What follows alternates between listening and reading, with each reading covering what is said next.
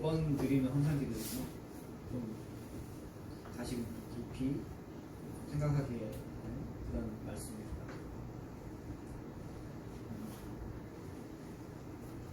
어찌어찌해서 이스라엘 백성들이 하나님의 도우심으로 여리고에서 큰 승리를 얻었습니다. 정말 놀라운 방법으로 여호수아 6장에 나오는 놀라운 방법으로 기적과 같은 방법으로 승리하게 있습니다. 요단강을 이스라엘 백성들이 건너고 그 방법도 기적적인 방법이었고 그리고 여리고성에서의 전투가 승리한 그런 놀라운 그 이적과 같은 일들은 이스라엘 백성들을 계속해서 고무시켰을 겁니다.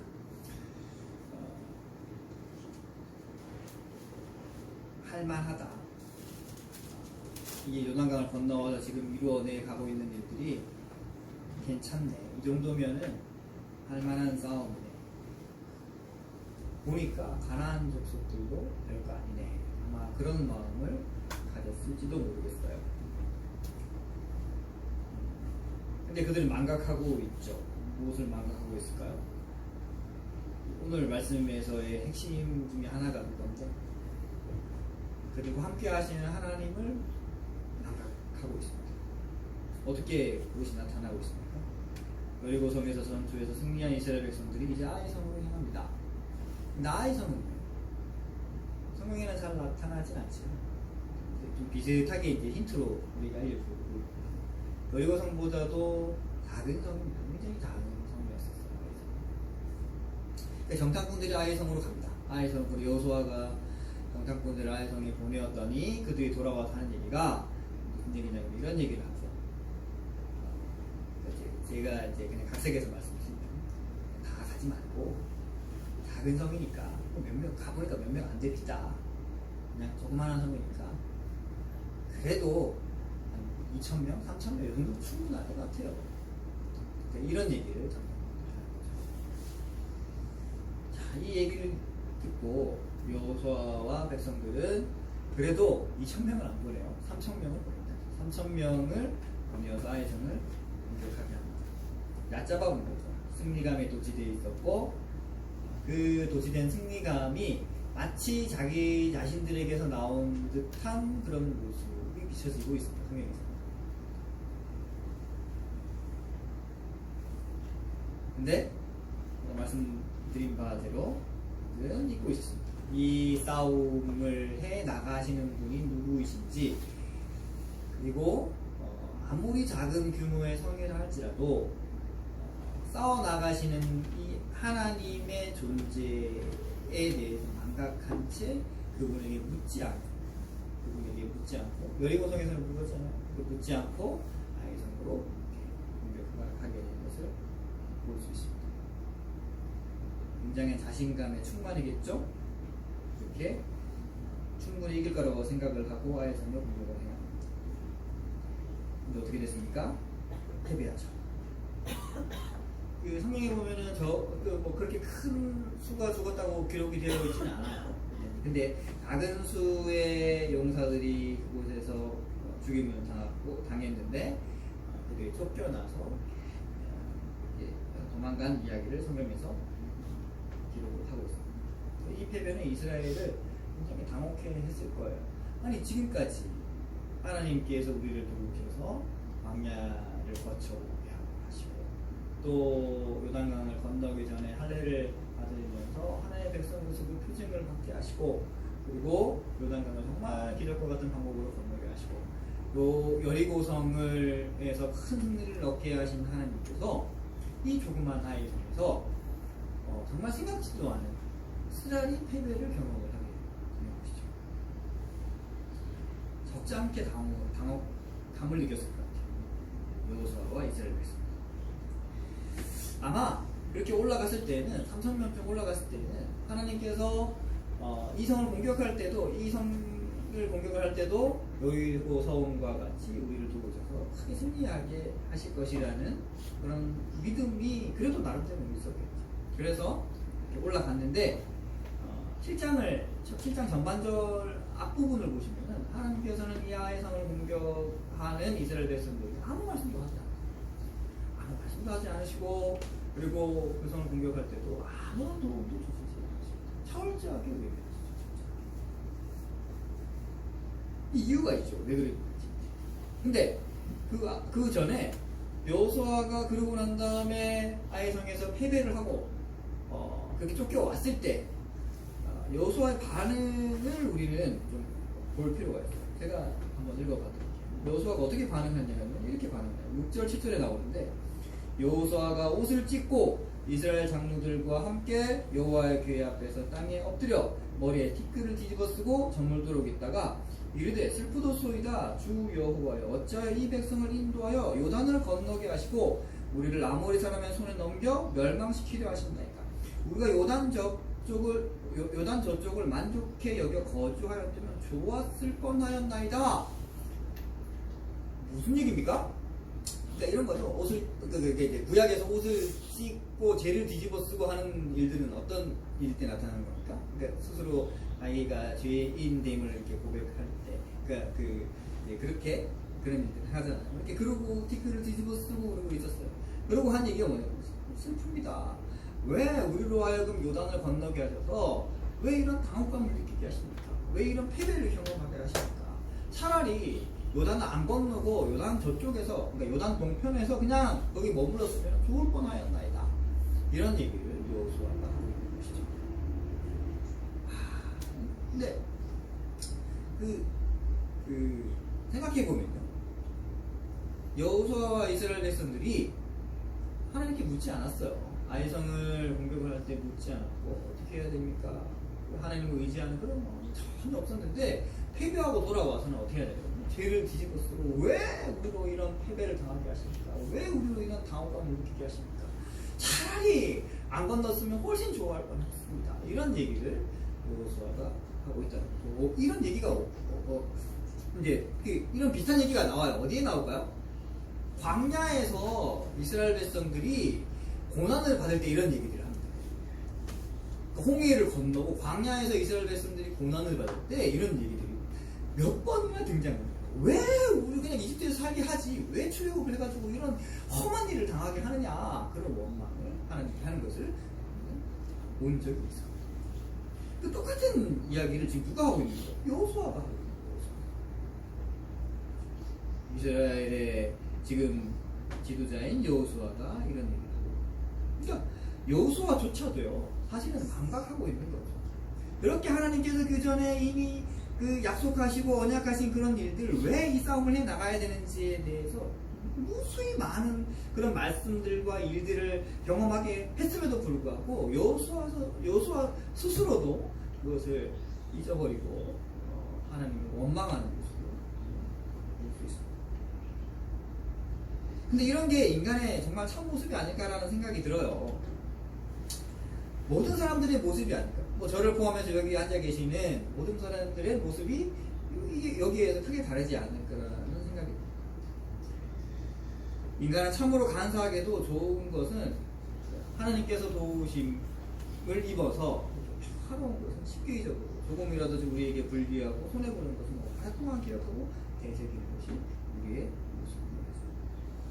지금까지 하나님께서 자신들을 도우셨으니 당연히 우리의 형편과 모습과는 상관없이 우리를 도와야 되는 것이 당연한 것이죠.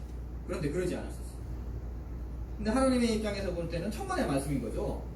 하나님께서 이스라엘 백성들을 도우시는 것은 이스라엘 백성들이 예쁘고 그들이 잘했기 때문에 돕는 것이 아니었어요. 그냥 하나님께서 그분의 뜻을 이루시기 위해서 이스라엘 백성들을 택하신 것 뿐이죠. 그냥 택함 받은 사람들인 거예요. 여러 족속 중에서 택함을 받은 사람들인데, 그런데 마치 이스라엘은 당연히 지금까지 하나님께서 자기를 도우셨기 때문에 지금도 우리와 함께 하셔야 된다는 그런 착각 속에 빠져 있다는 거죠.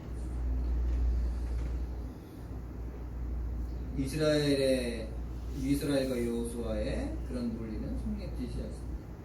하나님께서는 철저하게 하나님의 가치관과 그 기준에 따라서 그 목표를 따라서 세상을 주관해 나가고 계십니다. 비록 택함을 받은 이스라엘 백성들을 할지라도 그분의 뜻에 합당하지 않거나 그분의 뜻에 순종하지 않는다면 가차없이 그들을 내치시는 것이 하나님의 뜻이고 하나님의 방법입니다. 우리는 구약 성경에서 그것을 수없이 봐왔습니다. 하나님의 백성답게 그렇게 행하지 않고 믿음 없이 살아가는 이스라엘 백성들 얼마나 많은 시련들을 하나님께서 주셨는지 우리는 잘 알고 있습니다. 그러니까 하나님의 뜻에 따라서 이스라엘 백성들이 순종하면서 나아가야 되는 것이지 마치 자기들이 하나님의 백성들같이 특권인 것 마냥 당연히 하나님을 믿는 우리에게 승리가 이루어져야 될 것 같다는 그런 논리는 성립되지 않는다는 것이죠. 그럼에도 불구하고 그 패배의 결과와 책임을 지금 여호수아는 하나님께 돌리고 있습니다. 왜 이런 괴로움을 우리로 당하다 싶습니다. 지난주에 이렇게 학생들과 성경 공부를 했었어요. 그러니까 매주마다 목요일날 저녁에 제가 이제 학생들과 성경 공부를 좀 하는데 성경을 쭉 하다가 구원에 대한 이야기가 나왔어요. 근데 이제 어떤 학생이 그런 얘기를 하더라고요. 교회를 다니는 사람들이, 성도들이 구원에 대해서 100% 확신이 없는 것이 이상한 게 아니냐. 그런 얘기를 했어요. 그러니까 교회 다니면은 100% 확신을 가져야 되는 게 아니냐. 그런 취지의 논리인 것이죠. 자, 이제 그런 이제 질문을 받고 같이 한번 쭉 나눠봤어요. 참 쉽지 않은 질문이긴 하죠. 그러니까 확신을 가져야 된다는 것에서는 맞는 얘기죠. 하나님께서 우리에게 하신 말씀들은 하나님을 믿는 사람들, 하나님의 택함을 받은 사람들, 그런 사람들은 하나님께 구원을 받는다. 어떨 보면은 그런 그 친구 얘기가 맞는 것 같습니다. 근데 그 친구한테 제가 한 얘기가 그럼 만약에 그렇게 돼버리면은 구원이라는 것이 우리가 믿고 안 믿고의 차이에 따라서 구원을 받고 안 받고가 결정이 되어버리는 것이 아니겠냐 그런 얘기를 했어요. 그러니까 우리가 영적인 상태가 좋아요. 그러니까 모든 것이 형통해요. 잘 풀려요. 그러면 우리의 신앙은 좋은 듯이 보입니다. 그러면 우리가 구원받은 사람처럼 느껴져요. 그런데 그렇지 않은 경우에 지금 여호수아와 이스라엘 백성들처럼 그렇지 않은 경우에 하나님을 원망하는 모습도 우리 가운데는 얼마든지 나타날 수 있어요. 그러면 그때는 믿음 없는 모습처럼 보이고 그럼 그때는 우리가 구원받지 않은 사람처럼 보이지 않겠냐? 그럼 그때의 구원은 어떻게 되느냐? 뭐 이런 질문들과 대답들을 했었어요. 그러면서 쭉 나누면서 맺었던 결론은 뭐였냐면 알 수 없다. 사실은 우리가 나조차도 목사이지만 나조차도 선택을 받고 구원을 받았다는 것을 확신할 수 없다. 근데 그 친구가 깜짝 놀라더라고요. 그러면 어떻게 신앙생활을 해요? 그러더라고요. 그래도 믿어야 되지 않겠니? 그래도 하나님께서 우리에게 베풀어 주신 그 은혜가 있음을 그래도 우리는 그 신락 같은 희망이라도 붙들고 그래도 살아야 되지 않겠니? 그것조차도 놓아버린다면 우리가 어떻게 신앙생활을 할 수 있겠냐? 라는 그런 생각이 들었어요. 근데 나는 나 스스로는 100% 확신할 수 없다. 내가 어떻게 그걸 확신할 수 있겠어? 내가 하나님의 심판대에 섰을 때 어떻게 내가 구원받을 수 있을 거라는 것을 100% 확신할 수 없겠냐. 다만 하나님께서 우리에게 베풀으신 그 은혜를 우리가 믿을 뿐이다 라는 이야기. 근데 참 납득은 잘 못하더라고요. 그러니까 그 친구의 얘기는 이런 거예요. 교회를 다니면 성도가 되면은 100% 구원받았다는 것을 확신을 가지고 그런 믿음을 가지고 충만해서 그렇게 살아야 되는 것이라고 생각을 하고 있는 거죠. 근데 대놓고 그랬어요. 구원파다 그거. 그래서 구원파에 사는 얘기다. 그래서 제가 이제 신앙생활 할 때, 그러니까 선교단체에 있을 때 구원파 때문에 이제 좀 넘어간 사람들이 있었거든요. 간사들 중에서. 이게 좀 알았어요. 그래서 이제 구원파가 어떤 식으로 접근하고 어떻게 얘기하는지 좀 얘기를 했어요. 앉혀놓고 그런 얘기를 했습니다. 구원파가 이렇게 접근할게. 구원받았냐? 잘 모르겠는데 구원 안 받, 그럼 구원 안 받은 거다. 그런 얘기를 좀 했어요. 그거 깜짝 놀랐더라고요. 그래서 또 어떤 친구한테 물었어요. 너 구원 받았대? 구원 받은 것 같대. 언제 받았냐? 잘 모르겠대. 너 안 받은 거다. 내가 그랬어요. 내가 한 얘기가 아니고 구원파가 그렇게 얘기하는 거다. 그런 논리로 구원파가 이렇게 접근을 한다. 그러면서 끌고 들어가는 것이 너희는 구원 못 받았으니까 우리한테 들어와야 돼. 그래서 새로 구원을 받아야 돼. 그런 취지로 접근을 해놔. 교회 다니는 사람들을 혹하게 한다. 그런 얘기를 좀 했어요. 그러니까 지금 네가 하고 있는 얘기가 구원파 얘기야. 어떻게 사람이 내가 구원받았다는 걸 100% 확신할 수 있어? 그거는 마치 개미가 사람을 보면서 사람은 이렇다 저렇다 판단하는 것과 똑같아. 우리가 어떻게 하나님이 만들어놓은 세상 가운데서 하나님의 뜻을 우리가 분별할 수 있겠어? 우리는 그 정도 위치에 있지 못한 사람인 거야. 나는 그런 이야기를 했어. 다만 그 은혜를 구해야지. 그리고 하나님께서 성경에 나오는 그런 많은 말씀들을 하면서 베풀으시는 그 사랑과 그 믿음을 가지고 그 작은 그 희망을 가지고 우리는 그걸 붙들고 살아야 되지 않겠냐. 그 믿음조차도 사실은 우리에게서 나오는 것이 아니다. 라는 그런 이야기입니다. 그 여호수아와 이스라엘 백성들이 그런 착각 속에 빠져 있는 거예요. 자기들은 선택받은 민족입니다. 지금까지 하나님께서 그렇게 이끌어 오셨어. 그리고 하려라는 것도 행하게 하셨어. 그렇다면 왜 도와주셔야지? 왜 안 도와주냐? 그건 자기들 생각인 거죠. 하나님의 측면에서, 하나님의 입장에서는요, 그냥 똑같은 사람들인데 그 중에 샘플로 그냥 보여지는 사람들이에요. 근데 이 샘플로 택함받은 사람들이 하나님의 뜻대로 순종하지 않고 그 믿음대로 살지 않아. 그럼 가차없이 내쳐야죠. 그게 하나님의 뜻인 거예요. 그런데도 불구하고 여호수아는 죄를 짓고 쓰고 왜 우리로 와요? 패배하게 하시고 이런 다혹감을 느끼게 하시고 그냥 그대로 살게 내두지 이런 불평과 원망들을 하고 있다는 거예요. 우리도 똑같죠. 그 표현의 방법만 다를 뿐이지.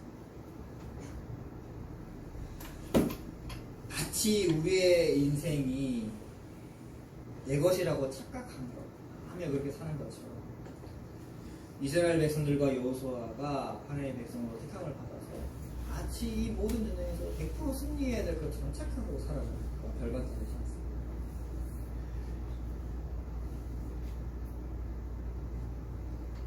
그리고 이제 아이성에서의 전투가 전쟁에서 왜 패배할 수밖에 없었는지에 대해서 하나님께서 말씀하시죠. 그건 뭡니까? 하나님의 말씀을 불순종했기 때문에. 아까도 말씀에도 나왔지만 하나님과의 그 언약의 말씀을 어겼다. 약속을 어겼다. 너가 택함을 받은 백성으로서 나와 지켜야 되는 그 약속이 있는데 그 약속을 지키지 않았기 때문에 아이성에서 패배했다라는 것을 이야기합니다. 그 중에 이제 등장하는 사람이 아간이죠. 하나님께서 여리고성을 점령할 때 하신 말씀이 있어요. 모든 것을 다 점령하고 진멸하라. 그리고 사람들 다 싸그리 진멸하고 그 중에 좋은 것들은 하나님께 드려야 되는 것이죠. 근데 마치 그렇게 한 것처럼 보여졌어요. 근데 알고 봤더니 그러지 않았던 것이죠. 아간이라는 사람이 고백하기를 어떻게 고백하냐면 이렇게 고백을 해요. 21절에 보니까 내가 노력한 물건 중에 시날산의 아름다운 외투 2벌과 은 200세겔과 그 무게가 50세겔 되는 금덩어리 하나를 보고 탐내어 가져가나요. 보셔서 이제 그 물건을 내 장막 가운데 땅속에 감추었는데 은은 그 밑에 있는 이런 것들 지금 이런 것들 요즘으로 치면 뭘까요? 공격을 하러 갔더니 명품 옷이 있습니다. 근데 그 명품 옷이 몇백만 원짜리야. 너무 탐나서 그냥 내가 좀 가졌습니다. 그리고 값비싼 보석들도 있고 값비싼 자동차도 있고 값비싼 가방도 있고 그런 것들이 좀 탐나서 내가 좀 지겠습니다. 그래서 솔직하게 좀 얘기를 해요. 그죠? 그런데 이 모든 것들이 다 원래는 누구에게 드려야 하는 것들이었어요? 하나님께 우리가 드려야 하는 것이었어요. 그게 약속이었어요. 하나님께서 여리고성을 공격할 때 내리신 명령이었어요. 근데 그 중에 일부를 빼돌렸습니다. 누구나 모든 사람에게나 저를 포함해서 여기 앉아 계신 모든 사람에게 아름답고 값진 것은요 가지고 싶기 마련입니다. 안 그런 사람이 있습니다. 24평짜리 아파트보다는요 32평짜리 아파트를 갖고 싶은 것이 우리의 마음이에요. 그렇죠?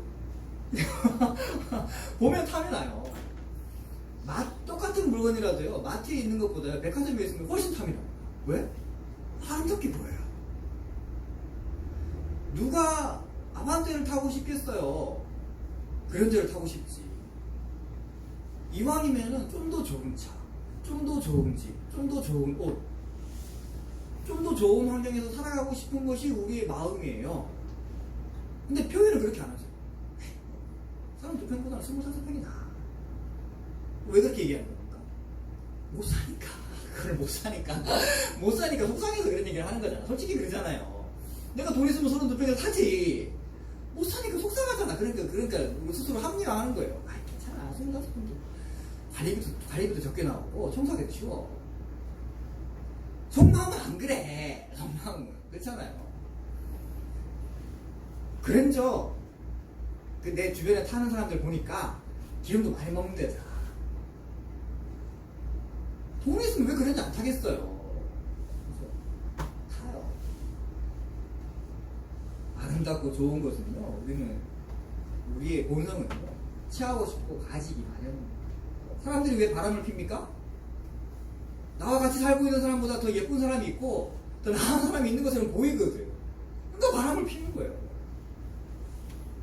내가 나와 같이 살고 있는 사람보다 더 못났고 더 안 좋은 사람이 있으면 바람이 필까요? 아니죠. 누가 바람을 피겠어? 더 좋아 보이니까, 더 예뻐 보이니까, 더 나아 보이니까 바람을 피는 거죠. 그렇게 취하고 싶은 것이 우리의 마음인 겁니다. 그런데 그 이스라엘 백성들에게 하나님께서 말씀하신 건 뭐냐면 그 모든 것들이 다 하나님께서 하나님의 것이었고 하나님께 바쳐야 된다는 것이 약속이었었어요.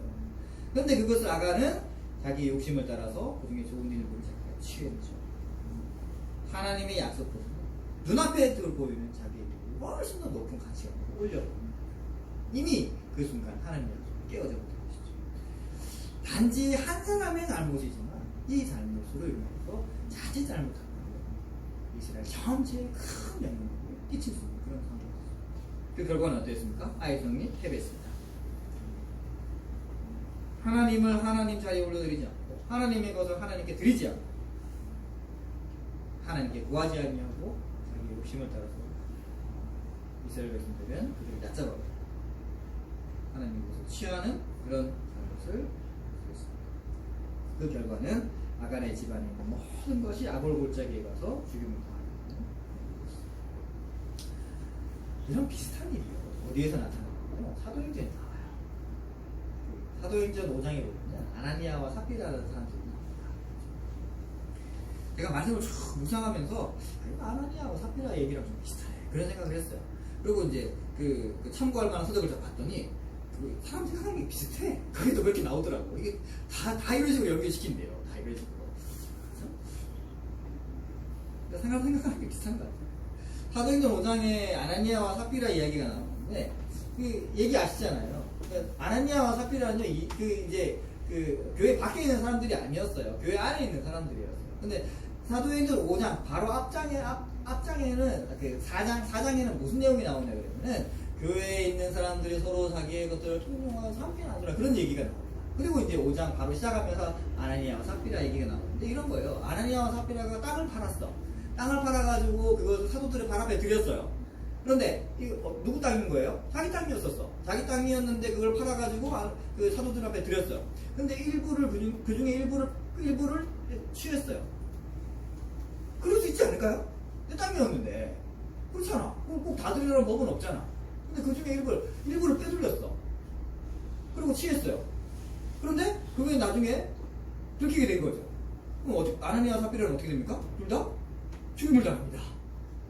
그런 얘기 나오잖아요. 그러면 이게 왜 잘못인 거예요?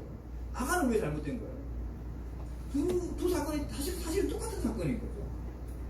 하나님의 것이었어요. 그러니까 명확하게도 아간이 취한 것은 하나님의 것이었다. 하나님께 드려야 된다라고 이야기를 하고 있고, 근데 아나니아와 삽비라는요, 말씀을 자세히 보면요, 그 안에는 어떤 뉘앙스가 녹아져 있냐면은 이런 거예요. 그러니까 그 당시에 그 4장 마지막 부분에 그 교회에 속한 사람들이 서로 자기 것을 다 통용해서 쓰더라 그런 얘기가 나옵니다. 근데 그런 분위기가 충만했던 거예요. 그러니까 우리 교회를 치면 만약에 그런 일이 사실 일어날 것 같지는 않은데 서로 우리의 것들 다 팔아가지고 서로 이렇게 나누는 거야. 좀 없는 사람들한테 좀 더 주고 내가 많이 버는 사람은 좀 손해를 보고 이런 거예요. 이런 건데 근데 그렇게 하고 있는데 아나니아와 삽비라도 땅을 가지고 있었나. 그리고 팔아가지고 드려야 되겠다는 마음이 있었던 것 같아요. 근데 그 마음이 사실은 정말로 참된 마음이었는지가 아니었을 수도 있다는 얘기입니다. 성경에서 지금 말하고 있는 거죠. 근데 그 파는 것을 다 드린 것처럼 얘기를 했어, 교회에다가. 우리가 파는 것을 다 드렸어요. 그런데 알고 봤더니 뭐인 거예요? 그 중에서 자기가 이만큼은 내가 생활비로 써야 되겠어. 요만큼을 빼돌린 거죠. 그러면서 자랑질을 한 거예요. 어떻게? 내가 다 드린 거야. 우리에 있는 소유 너희들이 한 것처럼 내가 다 했어. 그런 거죠. 사실은 이게 교회를 좀먹게 하고 교회를 무너뜨리게 하는 결정적인 어떤 잘못입니다.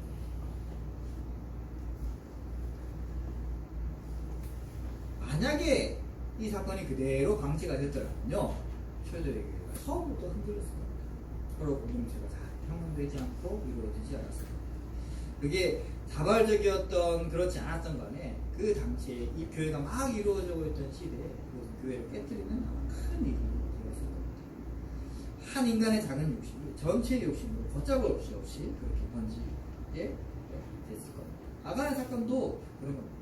아간의 욕심을 그대로 내버려 뒀더라면, 그래서 방치했더라면 모든 이스라엘 백성들이 똑같이 그렇게 했어요. 보니까 저렇게 해도 괜찮네? 하나님께 약속을 하셨는데도 불구하고 저 정도 이렇게 커 보이잖아. 요만큼 이렇게 좀 취하는 거 괜찮네? 나도 그렇게 해야지. 그런 마음 생기잖아. 근데 처음엔 요만큼이었어요. 그 다음에 어떻게 될까요? 이만큼이 되겠죠. 그 다음에 이만큼이 되겠죠. 이 정도쯤이야 괜찮겠지가 결국 이스라엘을 패배시키고 것입니다. 하나니아와 삽비라도 죽임을 당했습니다. 아간도 그에게 속한 모든 것이 아골골짜기에서 죽임을 당했습니다. 이 두 사건은 당시 이스라엘이나 오늘날 우리에게 동일한 깨달음을 줍니다. 모든 것은 하나님께 속해 있다는 겁니다. 우리가 살아가는 인생, 우리가 살아가는 시간, 우리가 허락된 그 모든 것들이 하나님께서 허락하신 것을 우리는 잊지 말아야 합니다. 우리가 살아가는 이 인생이라는 삶은 하나님께서 우리에게 값어치 주신 선물이라는 것을 우리는 잊지 말아야 것입니다. 그 당시에 이스라엘의 싸움이 하나님의 싸움이었다면 오늘날 우리의 신앙의 삶 역시 하나님의 도우심으로 가능한 삶임을 우리는 잊지 말아야 할 것입니다. 이를 망각하고 이 인생 위에 우리의 욕심이라는 숟가락을 우리가 조금이라도 얻는다면 하나님께서 어떻게 우리를 심판하실지를 성경에서 잘 말해주고 있습니다. 그 심판이 곧 우리에게 일어날지 아니면 나중에 최종적으로 완성될 하나님 나라의 그 심판대에 설 때 일어날지는 알 수 없는 것인 거죠. 한 가지 확실한 것은요, 죄라는 것은 언젠가는 심판을 받게 마련이 될 겁니다. 덮여서 묻혀서 가지 않습니다. 언젠가는 그 죄는 심판을 당하게 될 것입니다. 의심할 여지가 없을 것입니다. 그러므로 깊이 생각해 보아야 할 것은 정말로 우리는 우리의 자신의 인생이 값없이 하나님께서 주신 선물입니다. 기억을 하고 있느냐, 혹은 잊어버리고 마치 모든 것이 다 내 것이냐, 그렇게 생각하고 있는 것은 아니냐 생각해 볼 필요가 있습니다. 우리가 헌금을 드릴 때 그런 생각이 있다면은 애초에 버려야 되겠죠. 어떤 생각일까요? 이 헌금 드리는 헌금이 하나님의 것이고 나머지는 우리의 것이다. 이런 생각은 애초에 버려야 되겠죠. 항상 기도를 할 때 계속해서 반복적으로 기도하는 부분이기도 한데 사실은 그 모든 것들을 다 하나님께 드려야 하나? 그렇지 않냐고. 은혜로 은혜 받은 우리가 감사하는 마음으로 대표성을 가진 그 헌상을 하나님께 드림으로 사실은 이 대표성을 가진 헌상 가운데 우리 모든 것이 다 녹아져 있다는 그런 믿음으로 드릴 수 있어야 할 것입니다. 그런 생각이 없이 100만 원을 벌었는데 10만 원만 하는 것입니다. 90만 원 내가 그냥 써야 되는 거 돈이야. 이렇게 생각하는 것은 세상의 기본적인 개념이 아니겠죠. 하나님을 원망하는 것은요 다른 것이 아닌 것 같아요. 하나님 자리에 내가 서 있고 하나님 자리에 올려드리지 않고 하나님께서 말씀하신 것, 하나님을 사랑하고 내 이웃을 사랑하라는 말씀을 따르지 아니하는 그것이 하나님을 원망하는 것과 똑같은 얘기가 있습니다. 비난하고 원망하고 투정 부리고 시기하고 질투하고 다른 사람들을 나보다 더 낮게 여기고 믿고 험담하는 그런 일을 우리는 그만두어야 하겠습니다.